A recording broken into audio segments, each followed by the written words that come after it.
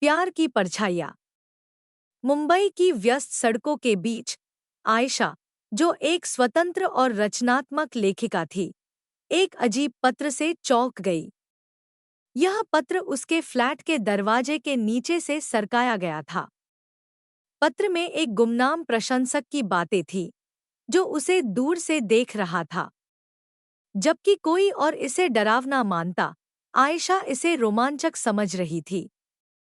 उस प्रशंसक ने ऐसा लिखा जैसे वह आयशा की आत्मा को उससे बेहतर जानता हो। पत्र में एक संकेत था, जो उसे शहर के एक छोटे से कॉफी शॉप तक ले गया। वहां उसने देखा कि एक युवक, अर्जुन, जो लगभग 28 से 29 साल का था, उसे ध्यान से देख रहा था। वह आकर्षक लेकिन गंभीर स्वभाव का था। हर बार जब आयशा उसकी ओर देखती, वह जल्दी से नजरें हटा लेता। अर्जुन के जाने के बाद उसने एक किताब छोड़ दी, जिसमें एक नोट था, यात्रा पर भरोसा करें। आने वाले दिनों में आयशा को और संकेत मिलने लगे। किताबों की दुकान में छिपे संदेश, गुमनाम टेक्स्ट मैसेज और पुराने फोटो, जो यह दर्शाते थे कि उसके परिवार और अर्जुन के अतीत के बीच कोई गहरा संबंध था। उसे पता चला कि उसके दिवंगत पिता ने एक हाई प्रोफाइल केस पर काम किया था, जो एक अवैध सिंडिकेट से जुड़ा था। लेकिन इससे एक और सच्चाई सामने आई। अर्जुन केवल एक प्रशंसक नहीं था, वह अपने परिवार के साथ हुई त्रासदी का न्याय पाने की कोशिश कर रहा था। जब आयशा ने अर्जुन का सामना किया, तो उसने सच्चाई बताई। अर्जुन के पिता को एक अपराधी की तरह फंसाया गया था और वे रहस्यमय तरीके से गायब हो गए थे। अर्जुन को विश्वास था कि आयशा के पिता ने असली दोषियों के खिलाफ कुछ सुराग छोड़े हैं। अनिच्छा से आयशा ने अर्जुन के साथ इस रहस्य को सुलझाने का फैसला किया। लेकिन यह सफर आसान नहीं था।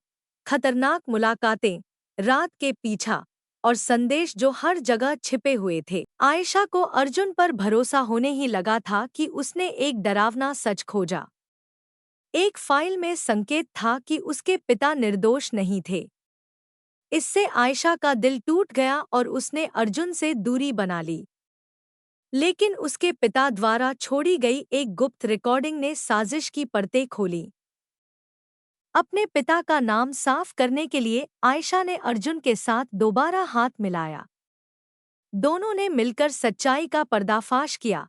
एक ताकतवर बिजनेसमैन ने सिंडिकेट के अपराधों की योजना बनाई थी और दोष अर्जुन के पिता पर मढ़ दिया था।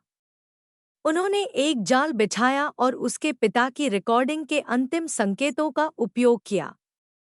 उनकी योजना का चरमोत्कर्ष एक पुराने गोदाम में हुआ, जहां उन्होंने लाइव सोशल मीडिया पर अपराधी का पर्दाफाश किया। सच सामने आने और न्याय मिलने के बाद आयशा और अर्जुन को एक दूसरे में सुकून मिला। उनकी खतरों और दुखों से भरी यात्रा ने उनके प्यार को और मजबूत बना दिया।